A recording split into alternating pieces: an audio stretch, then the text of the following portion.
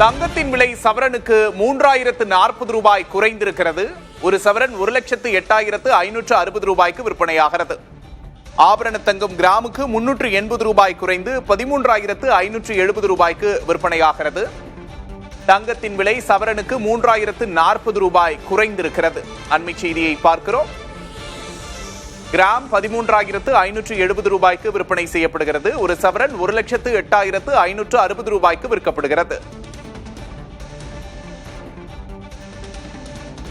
தங்கத்தின் விலை 3000 ரூபாய் குறைந்திருக்கிறது. அண்மை செய்தியை பார்க்கிறோம். சவரனுக்கு 3040 ரூபாய் குறைந்து 1,08,560 ரூபாய்க்கு விற்பனையாகிறது.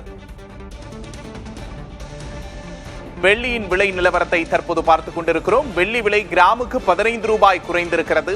255 ரூபாய்க்கு ஒரு கிராம் விற்பனையாகிறது.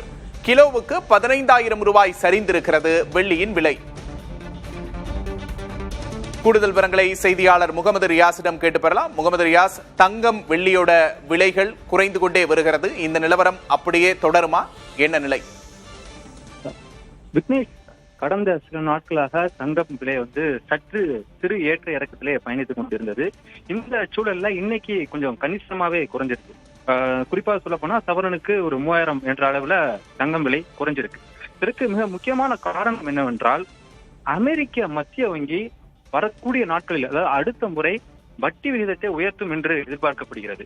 பொதுவாக அமெரிக்க ரிசர்வ் வங்கி வட்டி விகிதத்தை உயர்த்தும் பொழுது கடன் பத்திரங்கள், அதாவது அமெரிக்காவில் கடன் பத்திரங்கள் மீதான முதலீடுகள் அதிகரிக்கும். அதாவது அந்த கடன் பத்திரங்கள் மூலமா அதிக லாபம் வரும்.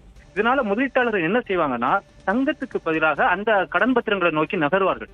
இது ஒரு குறிப்பிட்ட காலகட்டத்தில் நகரக்கூடிய ஒரு மாற்றம். எப்போதெல்லாம் அமெரிக்க பெடரல் ரிசர்வ் வட்டி விகிதத்தை உயர்த்துகிறதோ அப்போதெல்லாம் தங்கம் விலை சரியும், கடன் பத்திரங்களை நோக்கி முதலீட்டாளர் நகர்வார்கள். அந்த எதிர்பார்ப்பு இப்போது தீவிரமடைந்திருக்கிறது. சமீபத்தில் எந்த மாற்றத்தையும் அமெரிக்க மத்திய வங்கி மேற்கொள்ளவில்லை. ஆனால் வரக்கூடிய நாட்களில் மேற்கொள்ளும் என்ற எதிர்பார்ப்பு தீவிரமடைந்திருக்கு. இது ஒரு காரணம். இரண்டாவது, டாலர் வலுப்பெற்று வருகிறது. இதனாலும் டாலரை நோக்கி முதலீட்டாளர்கள் நகர்ந்து கொண்டிருக்கிறார்கள். இதுதான் தற்போதைய இந்த கணிசமான சரிவுக்கு மிக முக்கியமான காரணமாக கூறப்படுகிறது. விக்னேஷ், ரியாஸ், உலகளவுல போர் சூழல் சற்று தணிந்திருக்கு அப்படிங்கிற மாதிரி தெரியுது. இந்த நேரத்துல தங்கத்தில் முதலீடு செய்வது அப்படிங்கிறது சரியான நடவடிக்கையா? என்ன பண்ணலாம்? விக்னேஷ், அதாவது கடந்த பிப்ரவரி 28 அதுக்கு பிறகே தங்கம் விலை ஒரு பெரிய ஏற்றத்தை சந்திக்கும் அப்படின்னு எதிர்பார்க்கப்பட்டுச்சு. ஏன்னா அமெரிக்கா ஈரான் இடையிலான போர் வந்த பிறகு பெரும் ஏற்றத்தை எதிர்கொள்ளும் அப்படின்னு எதிர்பார்த்தாங்க. ஏன்னா போர் சூழல் வரும்பொழுது தங்கம் தான் பாதுகாப்பான முதலீடாக கருதப்படும். இதனால முதலீட்டாளர்கள் தங்கத்தை நோக்கி நகர்வார்கள் அப்படின்னு எதிர்பார்க்கப்பட்டுச்சு. ஆனா எதிர்பார்ப்புக்கு மாறாக தங்கம் விலை போருக்கு அப்புறம் குறைஞ்சது, பெரிய ஏற்றத்தை நோக்கி நகரல. அதுக்கு என்ன காரணம்னா, சர்வதேச அளவுல கச்சா விலை பயங்கரமா உயர்ந்தது.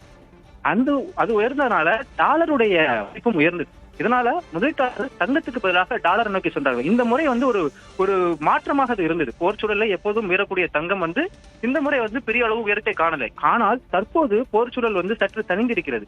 ஆனால் இன்னும் சர்வதேச அன்சர்டனிட்டி இருக்கு அப்படிங்கிற ஒரு சூழல் தான் சொல்லப்படுகிறது. ஏன்னா இப்போது ஒப்பந்தம் கையெழுத்தா இருக்கு. ஆனால் என்ன நடக்கும் அப்படிங்கிறது எதிர்பார்க்கல.